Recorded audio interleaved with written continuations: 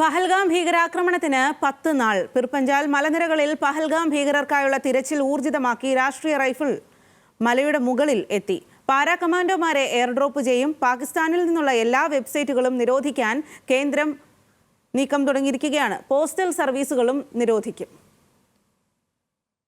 വിവരങ്ങളുമായി ശരത് ലാലാണ് ചേരുന്നത്. ശരത് ലാൽ, 10 ദിവസം പിന്നിട്ടിരിക്കുകയാണ് ഇപ്പോൾ ഈ ഒരു ഭീകരാക്രമണം ഉണ്ടായിട്ട്. എന്നാൽ ഇതുവരെ ഭീകരരെ കണ്ടെത്താനോ അവർക്കെതിരെ ആക്രമണം നടത്താനോ സാധിച്ചിട്ടില്ല. ഇപ്പോൾ എത്രമാത്രം ഊർജിതമാണ് തിരച്ചിൽ?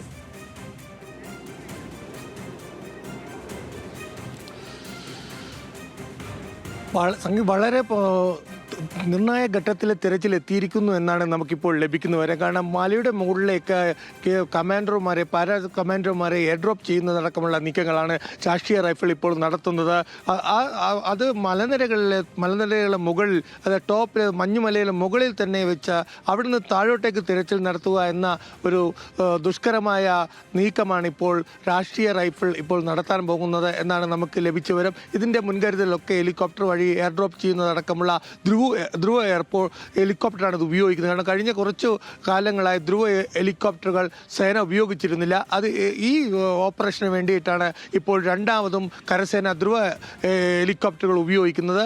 അതേപോലെ തന്നെ പാകിസ്ഥാൻ്റെ വെബ്സൈറ്റുകൾ പൂർണ്ണമായി നിരോധിക്കാനുള്ള നടപടി എടുത്തു തുടങ്ങിയിട്ടുണ്ട്. പാകിസ്ഥാനിലുള്ള എല്ലാ IP അഡ്രസ്സുകളും നിരോധിക്കുക എന്നതാണ് കേന്ദ്ര സർക്കാരിൻ്റെ IT മന്ത്രാലയത്തിൻ്റെ നീക്കം. കാരണം കഴിഞ്ഞ ദിവസം യൂട്യൂബുകൾ പൂർണ്ണമായി നിരോധിച്ചിരുന്നു. ഇപ്പോൾ ദ്വാൻ, ജിയോ തുടങ്ങിയ പത്രങ്ങളുടെ വെബ്സൈറ്റുകൾ നിരോധിക്കുക അടക്കമുള്ള വെബ്സൈറ്റുകൾ നിരോധിക്കാനുള്ള നടപടിയാണ് ഇപ്പോൾ കേന്ദ്ര സർക്കാർ നടക്കുന്നത്.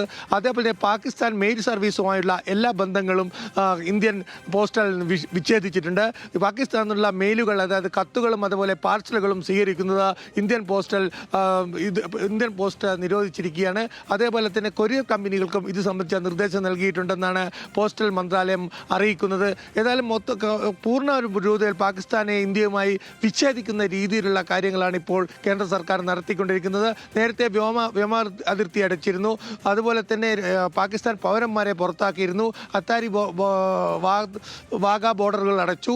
അതേപോലെ തന്നെ വിമാന അതിർത്തി അടച്ചു. അതേപോലെ ഇപ്പോൾ ഇതാ പോസ്റ്റലും അതുപോലെ തന്നെ വെബ്സൈറ്റുകളും അടക്കാൻ പോകുന്നു. ഇതൊക്കെ കാണിക്കുന്നത് തന്നെ പൂർണ്ണ രീതിയിലുള്ള ഒരു സംരക്ഷണ ഭിത്തിയിലേക്ക് ഇന്ത്യൻ സൈന്യം പോകുന്നു എന്നതാണ്. ഇന്ത്യയിലേക്ക് വാർത്തകൾ പ്രചരിപ്പിക്കുന്ന പാകിസ്ഥാൻ ചാരസംഘടന നടത്തുന്ന ശ്രമങ്ങളെ തുടർന്നാണ് ഇതൊക്കെ നടത്തുന്നത് എന്നാണ് ഇന്ത്യൻ ആർമി വ്യക്തമാക്കുന്നത്. സംഗീത, ഏതായാലും ജമ്മു കാശ്മീരിലെ അതിർത്തിയെ സംബന്ധിച്ചോളം ഇപ്പോഴും സംഘർഷഭരിതമാണ്. ഇന്നലെ രാത്രിയും നൗഷാര സെക്ടറിൽ വെടിവെപ്പുണ്ടായി എന്നാണ് ഇന്ത്യൻ സൈന്യം നൽകുന്ന വിവരം. തിരിച്ച് ഇന്ത്യൻ സൈന്യം പ്രതികരിച്ചു. എന്നാൽ ഇരുഭാഗത്തും ആളപായമുണ്ടായതായി റിപ്പോർട്ടില്ല. സംഗീത. ശരി ശരത് ലാൽ, ഇന്നിപ്പോൾ പഹൽഗാം ഭീകരാക്രമണത്തിന് 10 നാളാവുകയാണ്. പിർപഞ്ചാൽ മലനിരകളിൽ പഹൽഗാം ഭീകരർക്കായുള്ള തിരച്ചിൽ ഊർജിതമാക്കിയിരിക്കുകയാണ് രാഷ്ട്രീയ റൈഫിൾ. ഏറ്റവും നിർണായക ഘട്ടത്തിലാണ് ഭീകരർക്കായുള്ള തിരച്ചിൽ എത്തി നിൽക്കുന്നത് എന്നുള്ളതാണ് ശരത് ലാൽ നൽകിയ വിവരങ്ങൾ.